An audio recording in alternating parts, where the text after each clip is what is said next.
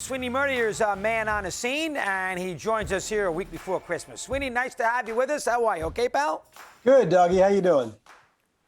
Always a pleasure. Nice to chat. All right, I'm going to be shocked, but this is going to be it. The Yankees are either going to get LeMahieu, and if they do get him, they won't do much. And if they don't get him, then they'll readjust. But that seems to be plan A, B, and C. DJ LeMahieu back in New York in pinstripes. Thoughts on that first? Go ahead. Yes, so much so that the Yankees are holding off on their other free agents, guys like Tanaka, Paxton, Gardner. They've touched base with all of them, but they're not ready to make any moves yet because they're waiting to see what happens with LeMahieu and where they have to go if he doesn't sign. They've obviously got a certain number of dollars to spend before they hit that luxury tax threshold, which they are conscious of, aware of. And I think a lot of times, we forget how much money the Yankees have spent already and still have committed.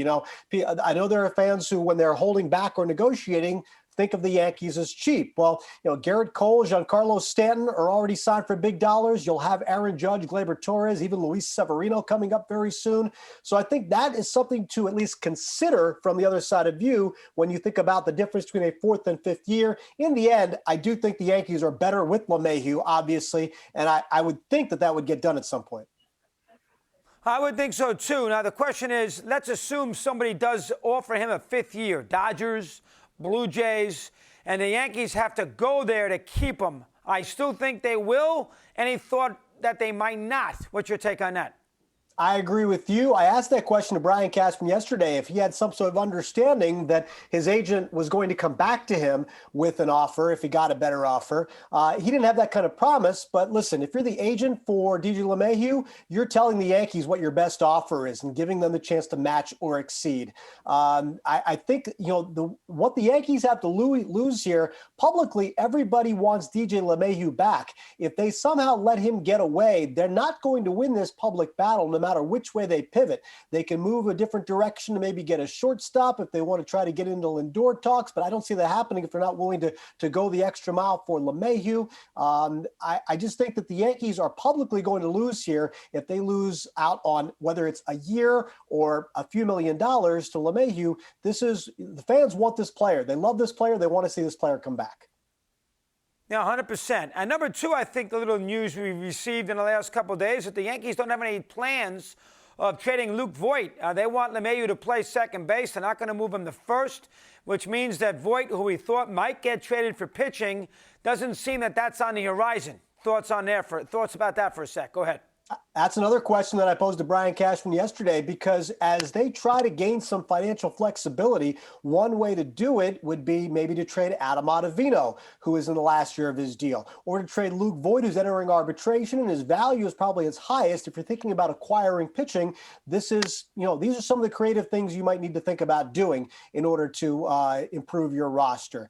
Brian Cashman shot that down yesterday as far as the idea of he thinks of DJ LeMahieu as a second baseman. The idea makes sense only if you're willing to shift LeMahieu to first base, and then that free ups trading Voit. Cashman doesn't seem to think that is maximizing LeMahieu's value. So that's where he shoots down that idea. But, these are ideas all worth exploring if you're trying to think about, the Yankees need pitching too, Chris. They are a little short in their rotation. They have a lot of promising young prospects, but, they don't have a lot of certainty in innings. And if you're a team thinking about winning the World Series, which the Yankees are in 2021, you probably need a little more certainty in innings and a little bit more expectation for what you're getting from your rotation. And I don't think the Yankees have that right now. So the idea of maybe trading somebody like that is where that comes in if you're trying to trade for an established younger starter. Brian Cashman does like to trade for controllable starting pitching. We'll see if he's able to do any of that this winter. And I think Tanaka and Gardner are going to sit tight on the Yankees. I think they both would like to come back. Gardner, of course, would love to probably come back. I don't think the money is that big a deal for him. Tanaka, I would think, is not going to get a huge deal somewhere else. So although they might have to wait a while until this LeMahieu thing plays itself out, I do think, forget Paxton, but I think the other two could very well be Yankees in 2021. What's your take there? both a long history here, have performed very well here, and the organization likes them, and you're right. And their comfort might have something to do with it, too. We'll see what kind of offers they get elsewhere as this goes on. But the Yankees are making it known that they're not going to really move on either of those two guys or anybody else until LeMahieu comes back. Gardner is pretty interesting here, Chris, because Clint Frazier established himself with a pretty good year in 2020 and finally taking those steps, recovering from concussion, showing some promise. So maybe a chance to make him the everyday left fielder. But one thing the Yankees don't have right now is something that I think a lot of other organizations are going through too. They don't have a lot of organizational depth because of the lost minor league season. You didn't get to see players playing in AAA who you think have some expectation to help you in 2021. You didn't see anybody graduate from AA to AAA knocking on the door. You need bodies. The Yankees have a history of having outfielders who get hurt. They need bodies to man those positions. It would make Brett Gardner a really good insurance policy. Keep an eye on that. That's interesting there, too. And, the Yankees are going to have that cross to bear now. The Dodgers won and snapped that 1988 streak. The Yankees are next.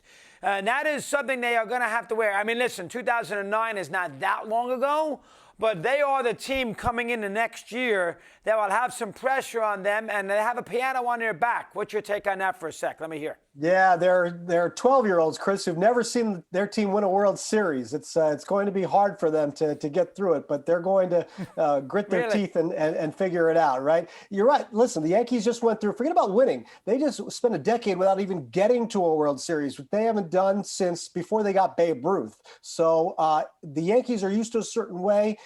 They contend. They have contended the last several years, but, when you're the New York Yankees, that's not good enough. Got to get yourself over the hump, and that's what they're going to keep trying to do.